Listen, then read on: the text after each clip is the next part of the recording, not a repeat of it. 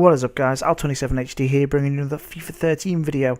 I've stick some FIFA 12 gameplay in the background because I'm sure you're all bored of the same old 10 to 15 FIFA 13 screenshots that have been doing the rounds like some sort of shit slideshow. So FIFA 12 gameplay in the background, sit back, relax, minimise it, whatever you want to do, and listen to what I have to say. I'm assuming that's why you're here. There's been a recent interview last couple of days with a guy called Nick Shannon.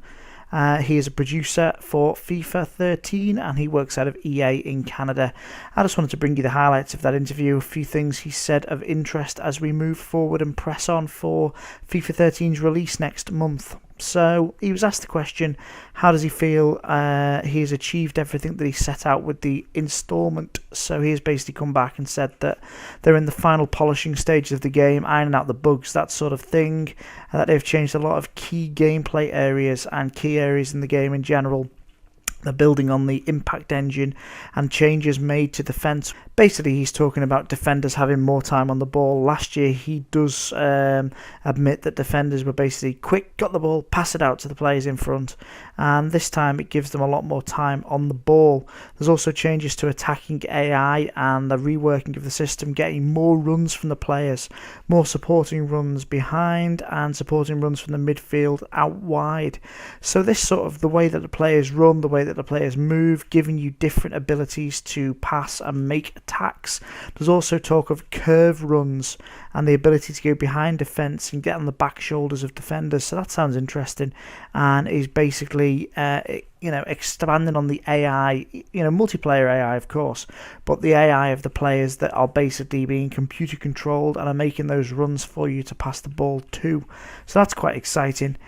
Big shake up in areas of gameplay. Big thing that they're looking at is collisions and the kind of push-pull mechanic, and in the past that has been purely to do with the player on the ball, that push-pull mechanic, that jostling for position.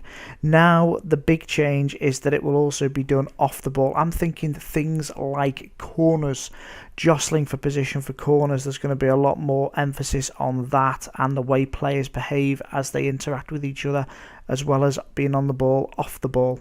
Another big thing he talked about was the first touch system. He was asked, how will first touch make ball control and movement feel authentic? And he basically was suggesting that the key is not to be random, but very, very structured and important. They didn't want to create something that was random, it pinged off here, it pinged off there, but instead recreating how the ball would react in a real world and making sure they captured that within the game. Also creating opportunities as well as much more separation between the player and the ball, which will affect changes in the game. So it sounds like it isn't as random and as unpredictable as we first thought, and obviously players that have a lower standpoint aren't going to struggle with this, because we were worried that the Ronaldos, Messis get the ball first touch no problem, but others say bronze players in Ultimate Team would be losing the ball left, right and centre. It doesn't sound like that is going to be the case, which is good. He was asked about unpredictability in games, sometimes making you feel cheated, and he basically commented that they wanted the ball to feel realistic off the foot, off the thigh when bringing it down. How he doesn't want it to be that kind of unrealistic way that the ball just sticks to the player's foot or the player's body. He basically talked about over the past 4 or 5 months they were getting the reaction between the ball and the player right. So if they're pinging a ball to Messi, he still wouldn't take the ball perfectly under control, but it's eradicating that random element of losing the ball when really the player shouldn't. So they've been ironing those kind of bugs out and really creating a system that delivers a natural feeling of ball off foot. Which I think is going to be quite good. It's trying to get it as realistic and as close to life as possible while still making it enjoyable and playable. It also means that if they haven't got this kind of stuck to your foot feel, the ball will be pushed a little bit further in front of the attacker, giving you a little more opportunity to find your feet and take a better shot. He was also asked about the AI being more reactive and does that impact on the difficulty of the game, i.e. will attackers be hounded by ruthless defenders, for example? And he answered, it actually keeps things a lot more balanced in that way. One of the things that it does mean is more opportunities to score in different ways. And basically, he was talking about because the AI is better, you've got these runners, etc. There is going to be more opportunity and different ways to score, different ways to finish. There was also talk of defenders having work done on them as well, so they track attacking runs and that sort of thing. So you're not just going to have defenders sat static while players run around them, and they have done a lot of work on defenders as well as done a lot of work on the attacking runs and the attackers in general. He also stressed, when asked about complacency, that FIFA is a big product, it's important to them, and basically they take great pride in making a 90 rated game and want to keep it there, and it's more the opposite of complacency. He talked about how they are going to be changing the game each year, keeping it fresh, adding new features and basically refining it to be a better game. And although they enjoyed the player impact engine last year, they want to basically push that to the limits, enhance defending, that sort of thing, and set the stage to really kick off with some creative gameplay changing features that should make a huge difference overall to the feel of the game. They've also added a new dribble system which apparently is much more responsive, allowing you to do things you wouldn't have been able to do in the past. Their ultimate aim is to create the standards that they have set for them in the past, you know, these 90 rated games with FIFA 12, that sort of thing, and basically continue to make the best game they can every single year. He also talks in depth about the skill games. I know I touched on these briefly in a previous video. There's going to be 4 levels on the skill games, so it'll start off with a lower level and build its way up to, I don't know whether it's going to be bronze, silver, gold, that sort of thing.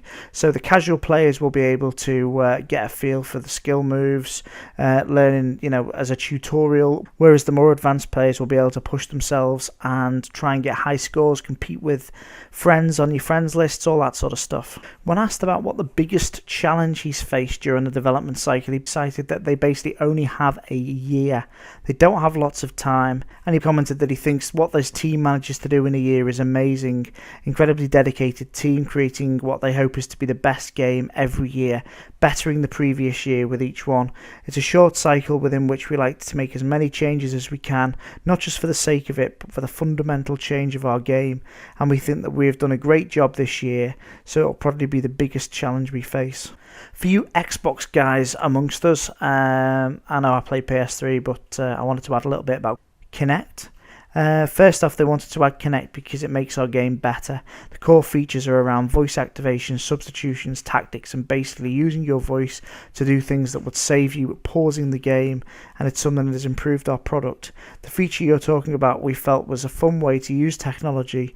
Apparently it will also play a big part in career mode, which they haven't really talked about yet, but there'll be some cool fun things along with storylines within the career mode. So overall guys, it sounds really exciting. It sounds like they are right at the end of the development cycle. They're in the process of polishing, tidying up, tweaking, etc. prior to the release between the 25th and the 28th, depending on whether you're in Australia, USA or Europe. But overall, I am so hyped for FIFA 13.